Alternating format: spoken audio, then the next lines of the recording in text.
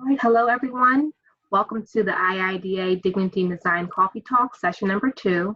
My name is Alexandra Bonner, and I'm the immediate past president for the IIDA Pennsylvania and New Jersey Delaware chapter. So here today we are joined by an esteemed group of panelists who will be speaking with you all about this coffee talk series and just touching a bit on the value of equity and dignity in design. One of the reasons this series has been important for our chapter to hold is because we just want to provide safe space where Black and Brown professionals within our otherwise predominantly white industry can feel safe and can feel authentically like themselves. For today's conversation, we'll be moderated and led by Ms. Sequoyah. Turning it over to you now.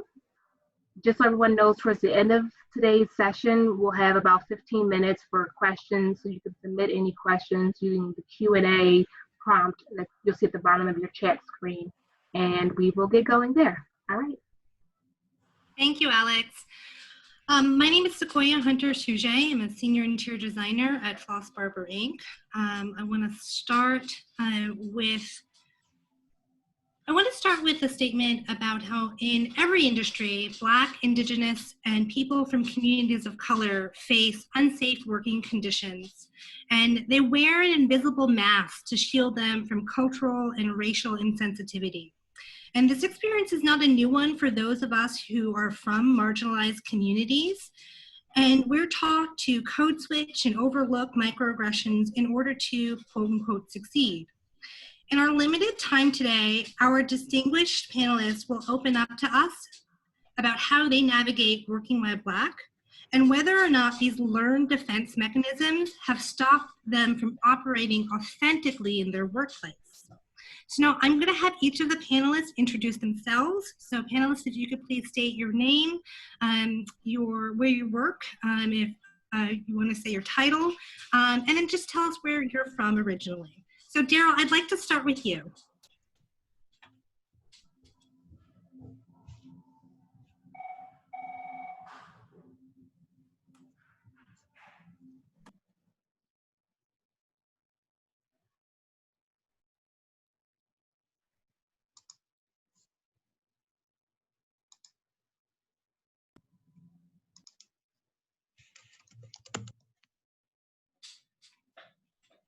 Nana, can you unmute yourself and introduce yourself? Sure.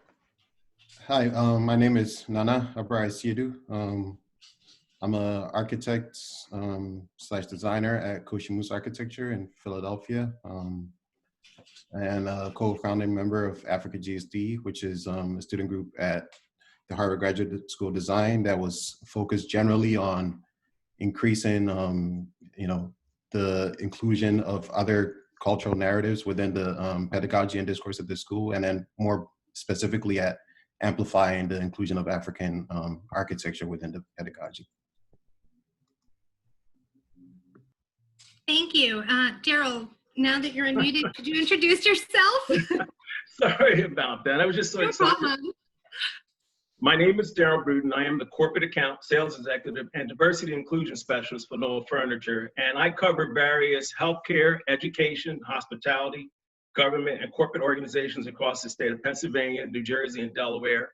And for those that don't know, Knoll is a client-focused designer and global manufacturer of office furniture, headquartered in East Greenville, Pennsylvania since 1941. So I'm really excited to be a part of this conversation and looking forward to some open dialogue. Ananda, let's go to you. Hi, I'm Ananda Vidal. I'm an interior designer at Meyer in Ardmore. I work on the corporate team, and I also have experience at doing healthcare design. And I'm originally from New York, downstate, Rockland County. And Felicia, you're next. Hello, my name is Felicia. I am the manager of the Downtown Design Studio here in Philadelphia. I'm originally from Philadelphia, and I am an interior designer. Great. So first, I'd like to ask, how has the current protest affected you? In what ways has your workplace responded? And Ananda, I'd like to start with you. So for me, the current protests have been kind of an emotional roller coaster. some moments I'm devastated as to what we're seeing on the media and just seeing the violence and just the raw emotions. It's almost deafening at times, and it hurts. But then on the other end, when you see people actually coming out, uniting, speaking together, rallying, joining as one, which is necessary, it's exciting because you see people are actually hearing us. That hasn't happened in a very long time. And then to see the results of our actions, the results of us coming together, it's exciting to see what the future holds. So daily, it's like an emotional roller coaster. It depends on when I tune in, what I'm first hit with, what I see before I go to bed. It's a variety of emotions. How did your workplace respond to the protest? My workplace has been super supportive since having had the protest. We've actually have come together and we've created a diversity and inclusion group focusing also on equity.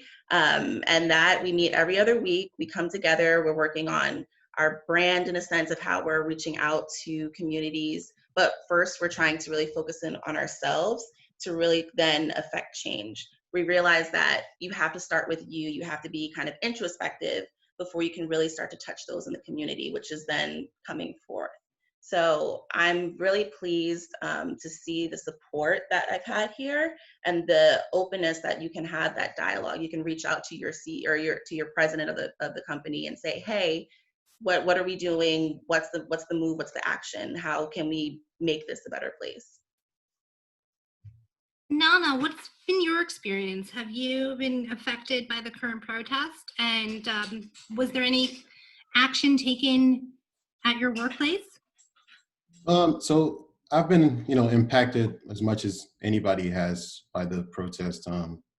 As Ananda was saying, that it's always tragic, right? The tensions are always there, but it's the powder keg always explodes, under painful and tragic circumstances. So it's been gut-wrenching, it's been emotional, but it's also been a monumental and galvanizing moment and inspiring to see, the groundwork that so many people have been doing is starting to have a meaningful impact in terms of changes to policy. In my personal life, I've tried to encourage discussions with family, with friends, in my church, tough discussions. But in my workplace, I haven't really had the opportunity to respond in the same way. Part of that is because, we've been on lockdown. So some tough conversations that might have happened, if we were face-to-face, people, were given their visceral, immediate reactions right then and there. We haven't had the chance to have those interactions.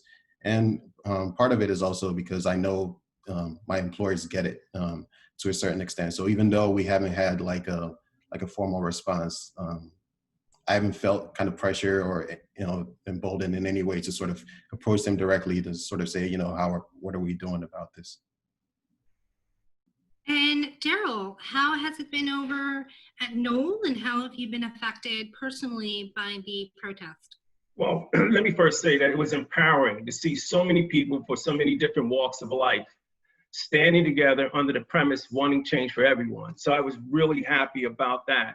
And I will say that, you have to take 2 steps back. This current protest was sparked and ignited by the death of George Floyd.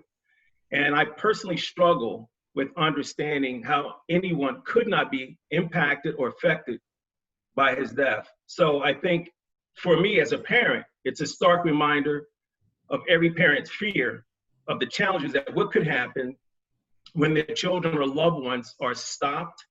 And it also reinforces the importance of having dialogue and training and role playing to ensure that the priorities to come home safe. On a professional level, I think that the current protest has also allowed Black professionals like myself to speak out on various forums just like this and to talk about their true experiences and in the workplace and the necessity for change. I take pride in knowing that our CEO was very proactive, and Knoll has a culture where they have addressed diversity and inclusion proactively, not reactively. We have created a diversity and inclusion council, which I'm one of 15 associates. Knoll has made investments back into organizations like the National Organization of Minority Architects, Color of Change, and also with IIDA. So they've made an investment and a commitment, and this is at the forefront, and it's been a top initiative, and I'm really proud of our CEO for taking a stance on that and helping to understand we need work, and we're working on it.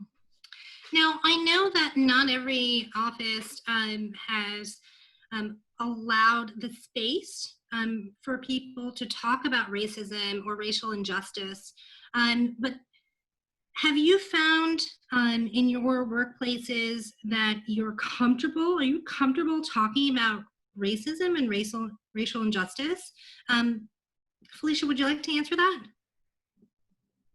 Yes, I'm definitely comfortable, and if it needs to be addressed and talking about it, I don't know if that answers your question. That's great. Ananda, you clearly, Meyer has been very supportive of, the conversation of diversity, equity, and inclusion.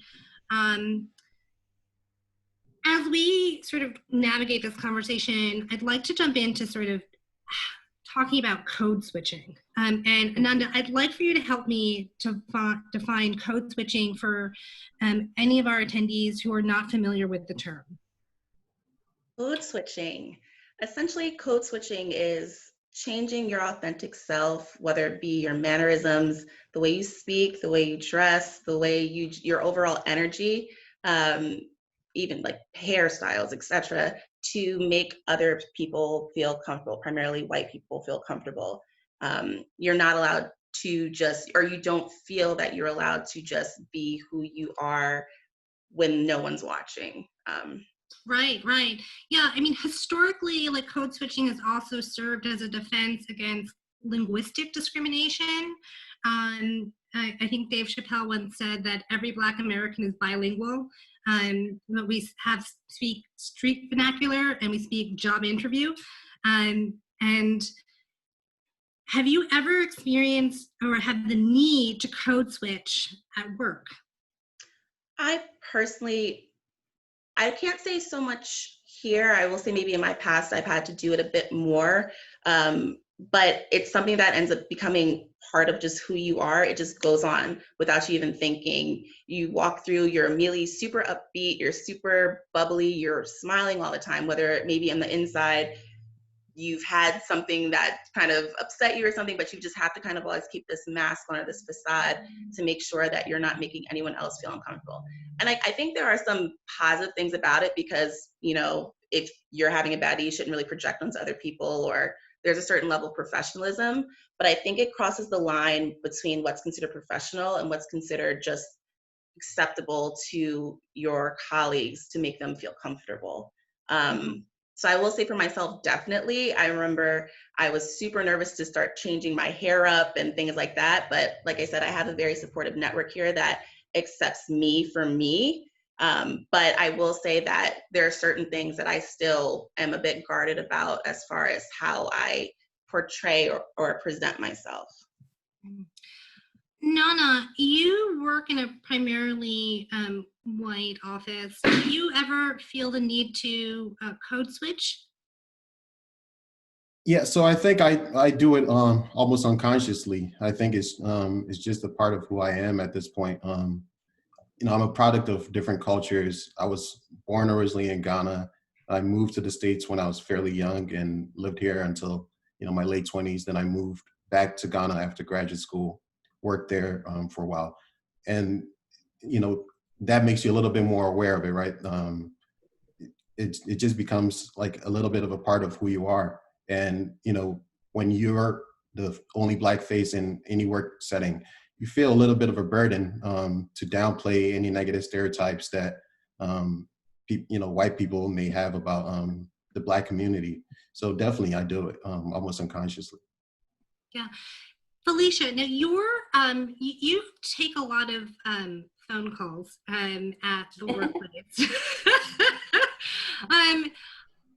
Now, I know that we all probably code switch on some level every time we enter into the office or when we're interfacing with clients. do you code switch? And then what's the reaction sometimes when people meet you in person?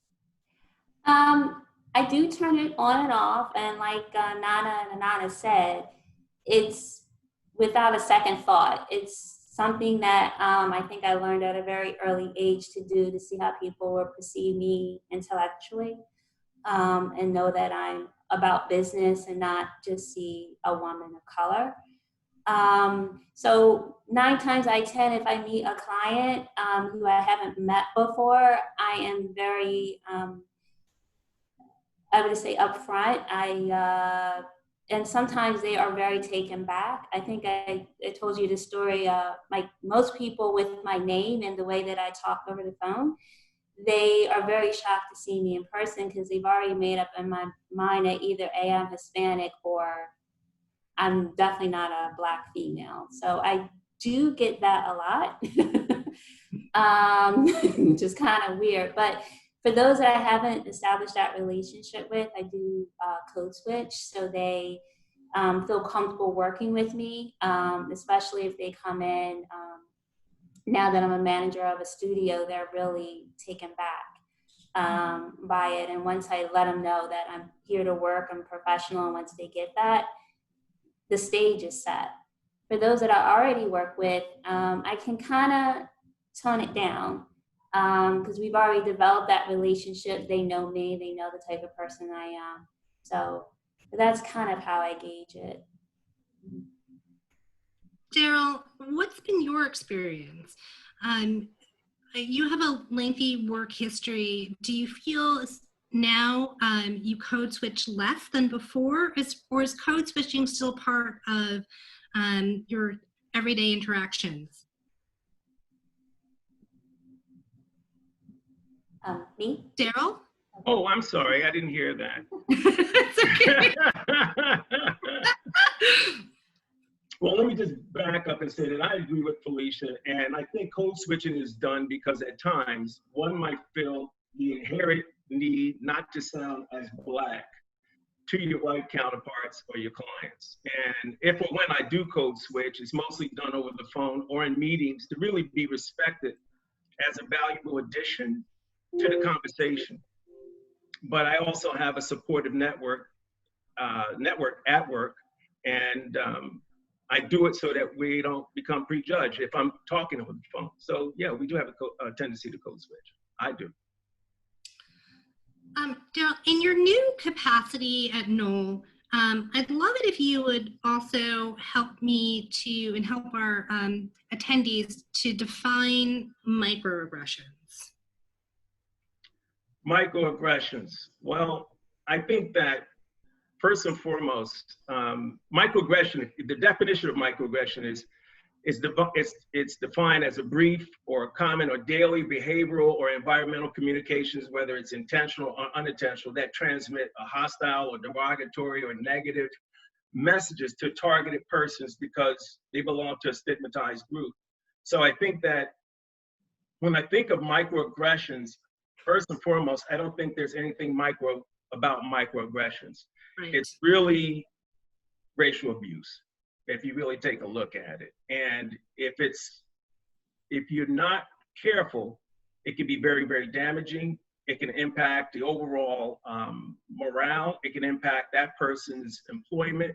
So again, I think it's something that is not really micro, but it is something that needs to be addressed, and you need to be vocal and express and have open communication about it. Have you experienced a microaggression in your corporate workplace? No, I have not experienced any microaggressions within, well, let's put it this way, I have not experienced any microaggressions within my current workplace. That's not to say that over the years, most of us have experienced some type of microaggression, and we decide on how to respond to it based on several different factors, which I think that's important, because we're in fear that if you do raise it, that there might be some retaliatory measures. So I think that In that particular case, I have not experienced it here, but over the years, I think we all have experienced some type of microaggression. Nana, have you experienced a microaggression? And I know that that's a hard question to answer because like microaggressions like often appear as like a backhanded compliment or joke, but it really does contain like a hidden insult. But what's been your experience with microaggressions in the workplace? Yeah, I mean, and it can be even more insidious than just like the backhanded compliments. It can be, it can mean like being passed over for growth opportunities. It might mean, somebody taking credit for your work or, talking over you in interactions with clients, for instance. But, my company is a fairly small studio, and there's a certain everybody feels a burden of responsibility. So in my workplace, no, I haven't experienced it either, explicitly or overtly, but I definitely get it that it's something that, all people of color, rub up against at some point. Felicia, have you experienced sort of microaggressions in the workplace? I mean, and also this can include like tokenism, some assumptions based on your race. Yes, I have. Mainly the assumptions based upon our race. Anything as like a Black female from hair. Little comments there to work ethic. Now, I do have to say, I haven't really experienced that much here my company, but I have as like a Black woman. In the workplace. And it's definitely helped to, again, defy how I try to present myself or what I do to make sure that I don't get those type of comments.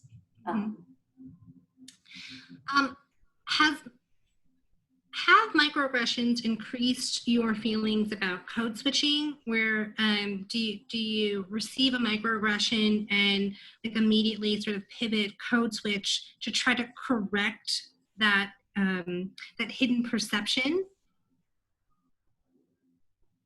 Yes. I didn't want to be the one to do it, but yes. Yeah, absolutely. Thanks, Felicia. I mean, it's just second to me. It's kind of like second nature.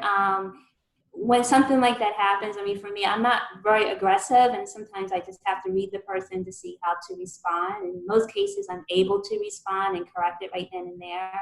And then, depending upon the situation, I do code switch or stand back to evaluate the situation and to see where this is going. Because, like Daryl says, and you really have to, as an African American, you really have to gauge to see where it's going, because you don't want it to affect you and what you're trying to do business-wise. Right. And some people can definitely, they may have a personal intent with it. Other people are just curious, and maybe it comes off as a microaggression. But some just, they may have like a negative impact with it. So you have to be very careful. Thanks. Ananda, how about you? What are some of your microaggression stories that you'd like to share so that people understand what a microaggression is? I mean, a lot of our coworkers or managers or bosses might not understand that something that they say is actually a microaggression. I agree. I think there are instances where it's not always, as Daryl said, a negative thing. It's just the lack of not knowing. For me, it's the generalization of topics or things like that. When it's presumed that you know what I'm talking about, or you would appreciate, or the generalization of how I'm supposed to respond because it's Black based or brown based, that I would immediately have some type of, feeling towards it, or some type of emotional reaction because it's based on brown or Black people. And then there are the other nuances of people touching your hair or being very curious. And I understand the level of curiosity because it's different. It's not typical, and I'm fine with educating, but I think it's the way that you approach it which becomes the microaggression, and the super fascination with it, as opposed to just accepting the person and saying, oh, I like your hair, it's different, just as anyone else who would have gotten like a haircut or something, like, oh, new look, looks good on you, and you keep it moving, not to kind of focus on it. Mm-hmm. How would you like address a microaggression? I mean, do you address it like head on? Like, do you feel like it's your responsibility if someone like asks to touch your hair or tells you that you're so articulate and well spoken? Do you let it slide, or is it something that you make the correction right then and there? It depends on who I'm dealing with, similar to how, as Felicia said. If I'm dealing with someone older or someone with more of an authority, I might pivot a little bit and code switch as to try to set myself apart or set myself aside from the topic. If it's one of my colleagues or one of my friends, like, I change my hair all the time. My coworkers will tell you this. I come in Friday, it looks one way. Monday, you got a whole new Ananda. Like, you never know what you're gonna get. So I don't mind having those conversations. I don't mind. I actually sat down with one of my coworkers and was like, you have questions? No, I'm sorry you can't touch, but let's watch this video together and I'll educate you that way. I don't mind having those awkward conversations there where you're learning. But like I said, I just think it has to do with my personal confidence and being able to directly speak to everyone. So baby steps, obviously, but baby steps. Nana, do you also do you feel obligated to assist some of your colleagues or bosses to understand that what they've said is a microaggression? Yeah, I mean, once upon a time, I think I might have code switched to, sort of make people feel a little bit more comfortable and at ease. But definitely, I would say I'm probably much more confrontational. If I experience like a very overt microaggression, I think definitely my response is to sort of educate, not in a abusive or insulting way, but to just sort of use it as a teachable moment to try and educate somebody. Daryl, how would you, what advice would you give to Black professionals on dealing with microaggressions in the workplace? I think that you need to face it to fix it. And I think there's a lot of times where a lot of professionals are unwilling, especially minorities are willing to face it to fix it because there's a fear factor there again. But then, I think that what I would do is make sure you have open and honest dialogue. You need to bring visibility and awareness to the situation in order to face it, in order to fix it. And I think that, but I also have an understanding, why people are reluctant, and it's because of, it also depends on the 5 W's: who, what, when, where, and why. Who am I having this conversation with? What is it regarding? What is the company's policy? Am I talking to a person that's a status quo, HR that has 5 hats? When am I having this conversation? Where am I having this conversation? So really, it depends on the 5 W's, but I think first and foremost, if you're having that situation, you need to bring visibility and awareness and have a discussion. And if it means talking to a colleague, somebody that you feel comfortable speaking with, then you need to be able to speak with them and then address that and raise the issue. Because again, it will never be fixed if you don't face it and address it. So face it, fix it. Now, what would you say there's a lot of Black people and there's a lot of people of color who feel like that's not my job. Like, that's not my job to check you. And like that they put it back on and say, there's a responsibility for white colleagues to educate themselves. Do you feel like that's like too harsh? Do you feel like there is an obligation to help the people around you learn?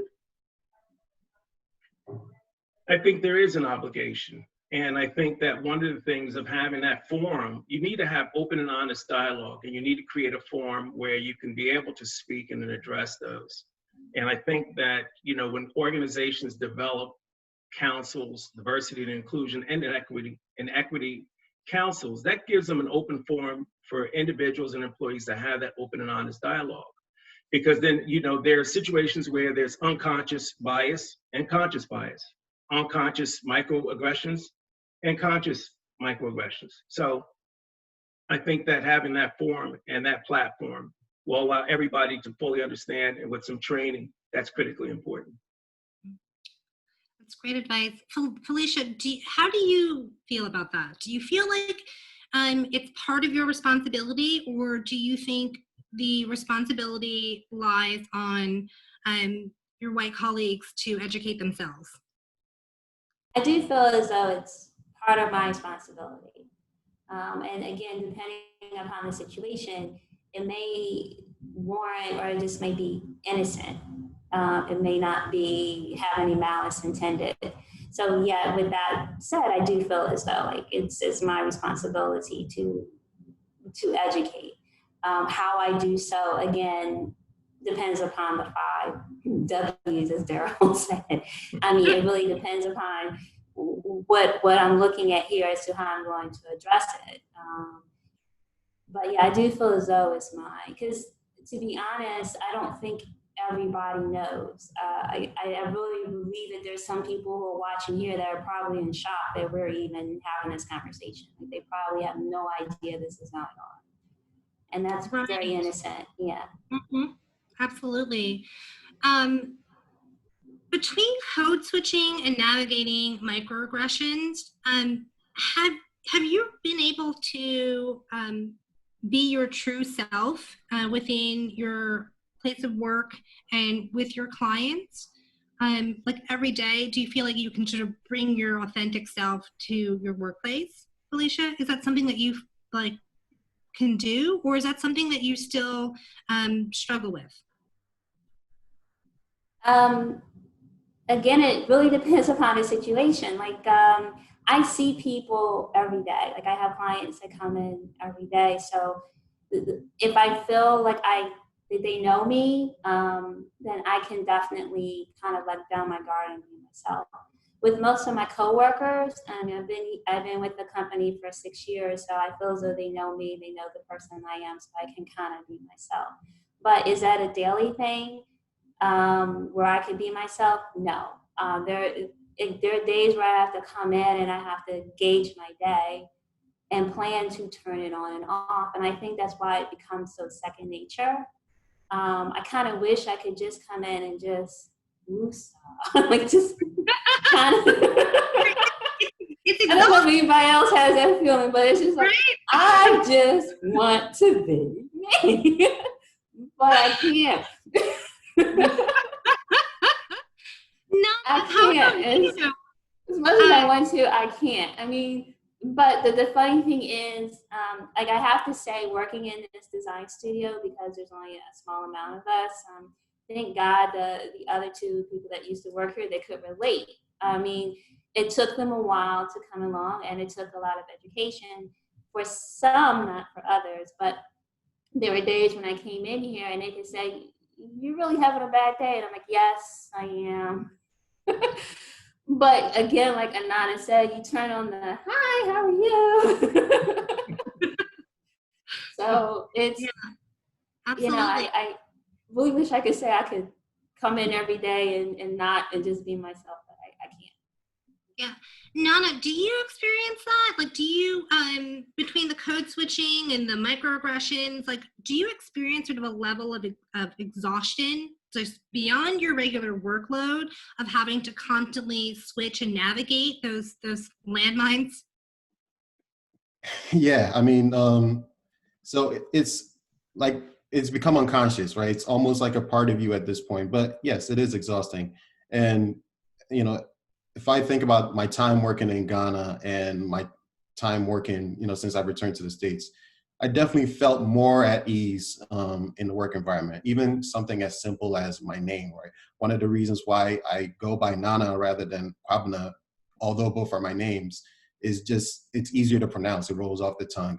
But when I was in Ghana, that's not even something that I had to explain, right? So having a lot in common with your clients, with your coworkers culturally, that's one of the biggest aspects of feeling, at ease. So it is exhausting, but unfortunately, it's almost like a part of me at this point.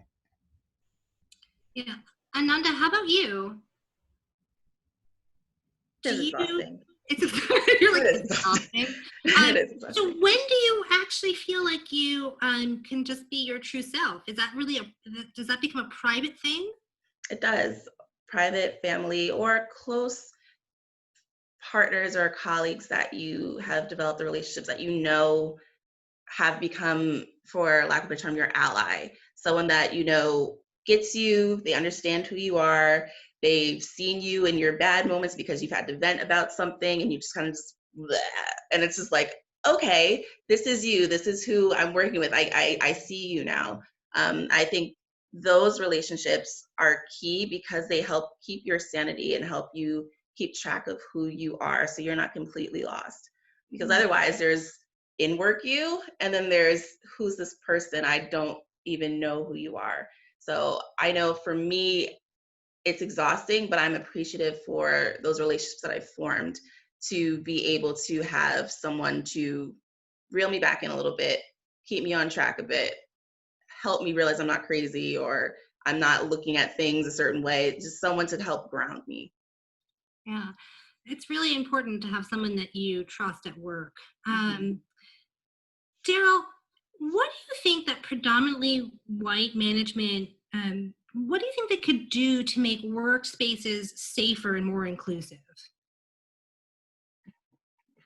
I think that the first thing is having open dialogue. And I really think having a communication tool that gets feedback from the employees will allow them to quickly understand if there's any concerns, any immediate concerns, or any gaps and things that are areas that need to be addressed. I think having that communication tool is really, really important, engaging. So you'll be able to have a forum, again, where you're able to poll, get instant input and feedback, and understand if there are any concerns, it can be addressed. And for them to put measures in place that will make it so that everybody feels inclusive. Nana, what would you encourage predominantly white management to do to create a more safe work environment? I mean, is it a hiring issue? Is it, training, diversity, equity, inclusion training? What are your thoughts on this? Yeah, I would say it's all of those things. But I work for a smaller company, and so I would speak to that. And for a smaller company, I would definitely say it's important to probably forget about fit. Looking for somebody who you feel like fits within the culture of your company, because fit can exclude a lot of people. So you have to sort of define and identify your organizational values, your mission, your purpose, and then define fit so that it adheres to those values. And then, of course, it's very important to make a conscious effort to recruit a diverse workforce. Yeah, Ananda, what are your feelings about that? Do you think that there is a lack of recruitment of Black designers and architects? I think it's a weak point or weak spot in our industry, honestly. I feel that there are historically Black colleges and universities that have talent within them that oftentimes, especially in this area, go overlooked. Most of the recruits, most of the interns, they're always from Philly U, Drexel, Temple, not realizing that there's Cheney around the way. Like there and others actually that have these programs, and it may not be interior design, but even down to like graphics and business management, they exist. And I think it's time to really extend kind of the olive branch and show them that, hey, we see you, come see what we're about too. Let's see if it's a working relationship, if you like our style, if you like our fit, and if we like your fit, how do you work in the environment? I think representation is key. It's also the seeds that help to continue that or start that pipeline of seeing more Black and brown designers in our industry. We have to start with children when they're in high school, when they're even younger, so they can see people that look like themselves being represented. They can see these design aesthetics that represent their cultures now in these magazines, now in these buildings, now in places that they interact with on a day-to-day basis. Culture representation, whether it be by color or your culture, is significantly missing in our industry. I think for the workplace, having those allies, that really helps facilitate a safe space where your Black and brown employees will feel welcomed, will feel heard, they'll feel understood, as well as seeing that your employer, if they talk the talk, they're going to walk the walk. If they see something that's not just, they will speak up about it. And it's not them saying, well, are you sure? I maybe misinterpreted it, or I don't think they meant it like that. Like, no, I said this, it represented this. Please take my experience seriously. Don't just brush it off as something because you don't necessarily want to deal with it. I think that's super important. Right, that's really important. Where ownership and leadership has to hear those grievances and take them as valid, and doesn't reverse it on the person who is citing it, and say, oh, well, where's your proof? And especially when it comes down to like microaggressions, because again, if people are not fluent on what a microaggression is, what that looks like, they don't know that that's a real thing, and it's hurtful, where it's something that you carry that offense, and it could be gendered as well. When someone sort of pivots, if you're leading a project and someone pivots to your male colleague who is not leading the project and asks them for clarification when you might be the one with more experience. It's maddening, and it causes significant insecurity, and it makes you doubt yourself. It makes you question everything. It makes you become super introspective. And I'm speaking for me personally, like I become introspective. I become someone that I start to question everything. And I've had to pull my colleague aside and be like, all right, this is what's happening. Am I looking into this? Am I going too far down the rabbit hole with this? Help me really analyze the situation, because I don't know what to think about this. Here it is. Help me, because you don't know. And I personally feel that just that validation and someone to hear you is super important. Do any of you ever experienced sort of having sort of a microaggression or a racially charged remark? Do you ever have a moment where you say, am I being sensitive? Am I being too sensitive? Felicia, how about you? Do you it makes you feel a little crazy. When you said that, I was like, yes, I totally understand. But Felicia, do you ever interface that where you question yourself? All the time. I mean, I don't necessarily, I question myself, but I also question the person who said it. Mm-hmm. Sometimes I have to think twice, are they saying it because they don't know, or is this like an honest remark, or is this what's behind this? So I question it all the time. And then like Ananda said, you tend to go down the rabbit hole when you go down pretty far. And the next thing you know, you're calling somebody, you're like, I'm not sure about this. And you have to that's the thing, you have to have that support. For me, I do tend to lean on not just people in the industry, because they're not many of us, but people outside of industry. Like now that I'm managing, I go to other Black professional managers to say like, okay, have you been through this? Have you experienced this? Has this happened to you? And then they will say, yes, it's going to be okay. Or no, that's something you need to address. So it's little things like that to help me keep my sanity.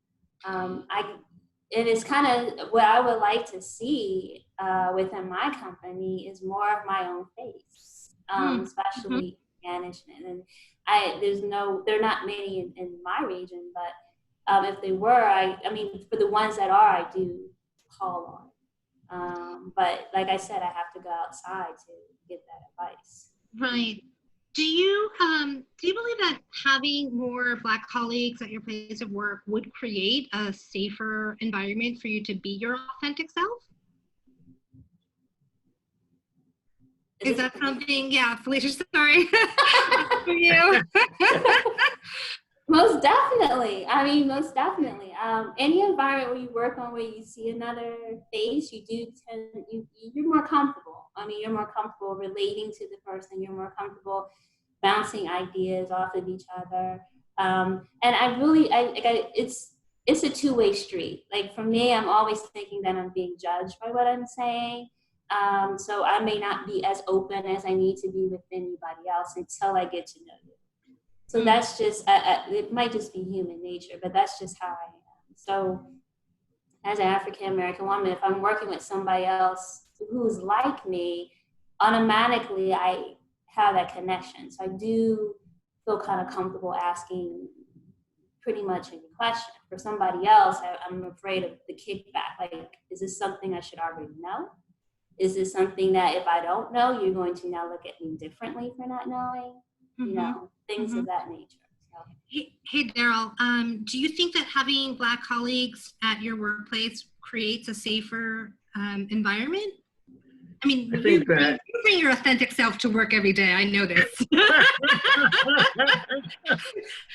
Well, let's put it this way. I think having Black colleagues allows you to definitely, I call it the connect. The first thing is, you know, what we typically do is go into an organization and we try to understand and identify how many other people of color are within the organization. And then we try to connect with them because initially we feel a comfort zone, a safe zone. And when we connect with them, it's with the expectation that they can help us navigate, understand the culture, be supportive, be a listener. And, you know, I think help us along our journey because it is a learning journey for a lot of organizations. And I think even for those Black colleagues or those that are Black within the organization, we all have to find out with that journey, identify, connect, and when we connect, communicate, share, and be supportive. But I think that, you know, it also be that game changer as well. Don't be afraid to sit down and have dialogue and have open communication and be a change, you know, and make a positive difference. And I just try to make my energy levels there so that everybody would want to connect and feel comfortable. And that's the thing. I think they have to feel comfortable. And when they feel comfortable, they'll sit down and be able to open up and share. But it's more of, I want to be that support and that model to be able to help in any capacity. Right, absolutely. Nana, would you be more comfortable? Would you be able to bring your more authentic self to work here if you had more Black colleagues? And then I want to ask you sort of a second part to that. If you had additional Black colleagues, like what efforts would you make to make them feel heard and valued and secure? Yeah, I mean, I would definitely feel more comfortable in the workplace where there are more Black colleagues. Part of it is that all the things that we're talking about, code switching, the microaggressions, you would experience them together. You're going through it, they're going through it, and it gives you another person to sound off, a sounding board, somebody to, you know, share these things, to ask those questions, right? Am I crazy? Am I overthinking these things that, you know, we all go through sometimes? So having that other person gives you another person who's also going through these experiences, makes somebody who you may be comfortable with. And then it's important, if you're the older employee in the company, to be that connect, as Daryl is saying, you know, to be that person that you can mentor somebody, you can, you know, make sure that you're worthy of their trust, you can encourage them, be part of a support network for other Black colleagues, especially when you find yourself being the older person in the company. Right, absolutely. Ananda, how about you? Do you have fellow Black colleagues? I mean, the president of your firm is a woman of color. Has that created and fostered a safer environment for you to be your authentic self, more so than maybe your previous work experiences? I will say a safe space has been created. I've recently gotten closer to her. I wasn't necessarily as close to her before, but I think us kind of coming together and trying to promote and work on a better change has significantly helped foster that relationship. I know seeing other Black and brown faces, there aren't as many of us as I'd like, but I've noticed, have had a lot of interns that have been Black and brown, and they've primarily really all come from Drexel, which is my alma mater. So I've been kind of trying to take them under my wing and be like, oh, hey, this is what you got to look out for in school. Know that you guys graduate later. You need to apply when everyone else is applying. I don't care if your project isn't done, just get something out there. You're competing. You got to get the job. So there's that. But then also giving them a heads up, like, this is what to expect in the industry. I don't know if you have anyone in school speaking to you about some of the hills that you're going to have to climb and the mountains that you may face, but you'll get through it. It's possible. And I'm here as a resource and here as a reference. I will help you do anything that you need, but it's just having that conversation. And I try to guide, I try to get them involved. I try to put their names out here and there and just really start there and bring them up through the industry as I can. Yeah, no, it's really important. When we spoke collectively, there was something that, and even in this conversation again today, there's, we talk about like sort of a safe zone. How can firms who have made a public commitment to diversity, equity, and inclusion initiatives,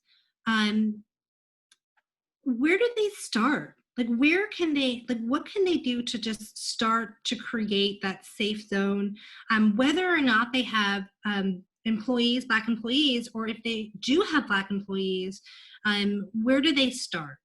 Ananda, where did you make your start? As far as growth in the organization, I started with the one-on-ones with, like I said, interns, other Black and brown employees, just kind of reaching out. But then after everything being so public and so vocal with the protests and George Floyd and Breonna Taylor and everyone else, just kind of having that come together and being like, what are we doing? What is Meyer's stance on diversity, on inclusion? What are we doing to make things right? And taking that directly to the president and asking her what can be done, and seeing it manifest itself in the diversity, inclusion, and equity has been a really beautiful thing to behold, and just to see not only that it happened, but to see the consistent faces that keep popping up every other week saying, all right, what are we doing now? What's the progress? What have we done? Just that unity. It's really inspiring, and it makes you feel like it was it makes me feel like it was the right move. It makes me feel that I have a support system and that I really have a family that wants to do what's right by not only its employees, but its community.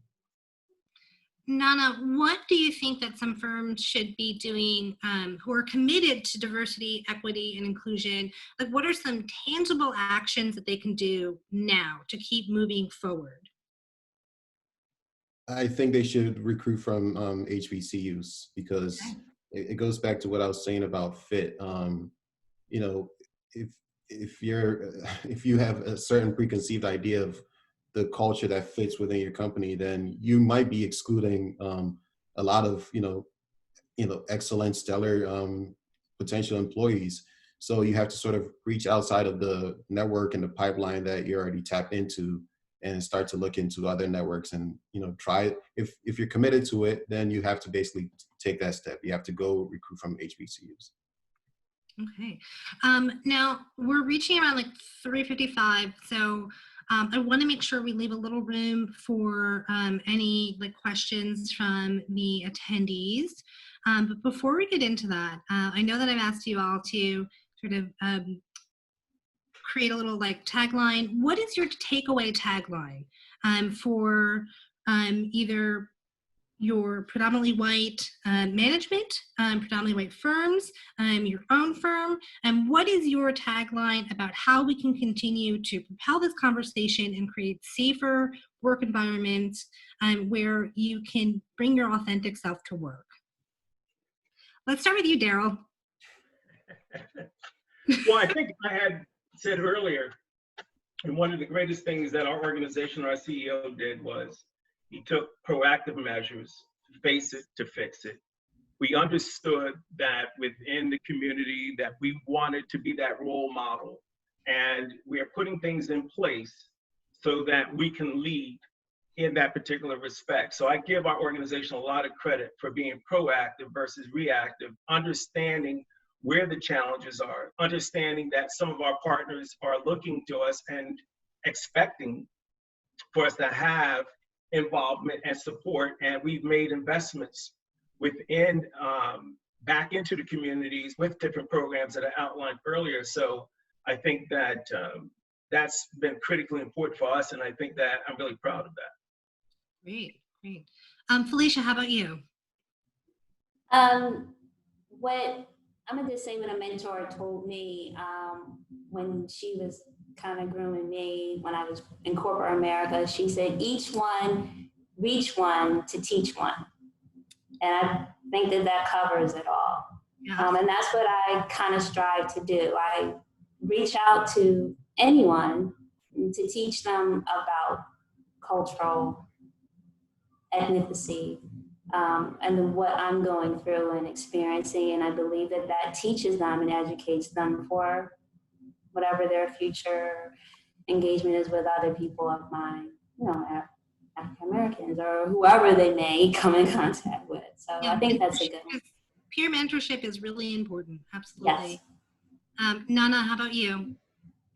Mine would be an encouragement for other Black professionals, and I would say it starts with me.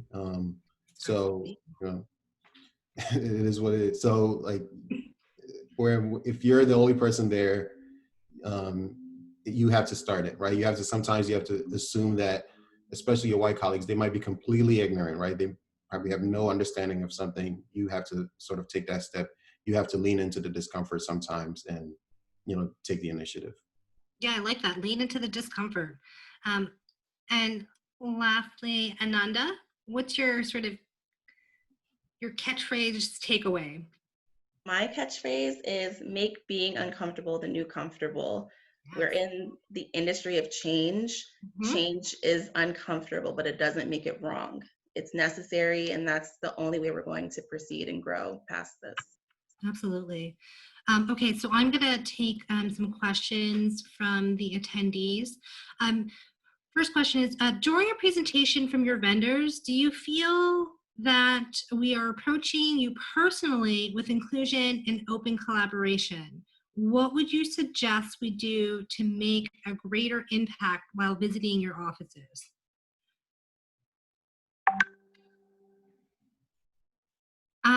You know what? There's a little tidbit that I'd like to say. So if you're a vendor or a rep and you come into an office and you interface with a woman of color, please don't say, "Hey, girl."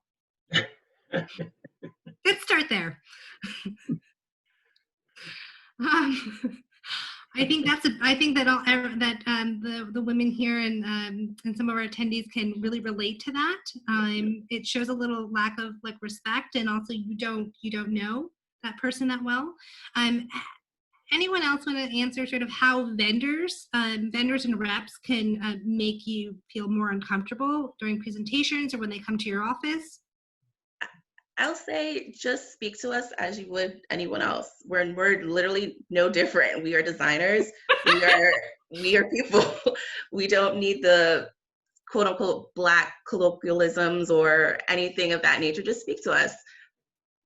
I mean, it feels similar to what Sequoyah said. You feel marginalized when you are specifically pulled out to kind of make a race-based or culturally based gesture or joke when it's really unnecessary. Absolutely. Anyone else want to answer that question? No. Okay. Next question is, with the growing support and educational corporate environment for diversity, inclusion, and equity, will each of you become more inclined to do less, if not completely ready to completely stop code switching and bringing your more authentic self into work? Let's just sum that up. So as corporate environments are having these heavy conversations, they're taking these initiatives, do you feel as though you'll be less pressured to have to be the educator in your workplace? Nana, how about you? It's hard to say. It's going to take time. You know, you can't. We have to see that the steps are bearing fruit. We have to see. You know, they have to back their words in many cases with action. And when we start to see more people of color in our places of work, then yeah, you'll stop code switching because you know you'll be surrounded by people who look like you. But we have to see that they're backing their actions with words. Mm-hmm. Daryl, I'm going to throw this one to you. So do you think having white colleagues as allies and part of the diversity, equity, inclusion forum, would that be more impactful? I think that, well, first of all, on our council, we do have white employees on our council, and that's really important because when you talk about diversity and inclusion and equity, we want to understand, we don't just want to have, we want to have diverse conversations, not just diversity conversations. So it's important to have every multicultural and multicolor on that council so we can understand and have that dialogue. So that's critically important. Felicia, do you want to also answer that? Do you think I'm definitely, I agree with what Daryl is saying. I think that the more you have involved, not just Blacks and whites, but people from other races, the more you're able to create policies and create that safe zone for not just me as an African American woman, but for other ethnicities. Like, I mean, I do believe that this is something that what we're dealing with is not new. I mean, it's been going on for some time. So like Nana said, time's only going to tell what our actions now are going to have for the future. And I probably won't be able to benefit with it, but somebody who is now just entering college may have the advantage of having that safe zone and not be able to code switch. So for me, to answer that lady's question, I'm going to be doing it until I can safely say that I'm in a safe environment. You know? Right, absolutely. Can I add on to what Felicia just said? I think that it's important that open dialogue is how we're going to get better as a society, as a company, as an organization, as individuals. And when open dialogue stops, so does progress. So we have to make sure we keep open dialogue, be open to what others' input are, that the input is, and be subject to want to coach. But I think, again, open dialogue is how we're going to get better. If we close the dialogue, it stops the progress. Right, and allyship is very important, especially if our sort of white colleagues and managers and ownership, if they continue to educate themselves, have open dialogues, that they will be in positions where they'll catch these microaggressions, and they'll be able to take it upon themselves to make that correction and call that out. And that also then will create safety. Where it's not always on Black and brown workers to sort of absorb that insult and just move on with their day. And so I think that we're at 4:05, so we're coming to the end of this conversation. I really appreciate everyone and what you've had to say and what you've brought to the table, that you have met this conversation head on with honesty. And I hope that all the attendees have really learned something, that they've heard your colleagues' voices of how it is working while Black and trying to bring your authentic self to your workplace every day. So thank you for joining us. If everyone wants to say goodbye and sign off, join us next time for our next coffee talk, which will be in August. Thank you. Thank Thank you. you. Bye.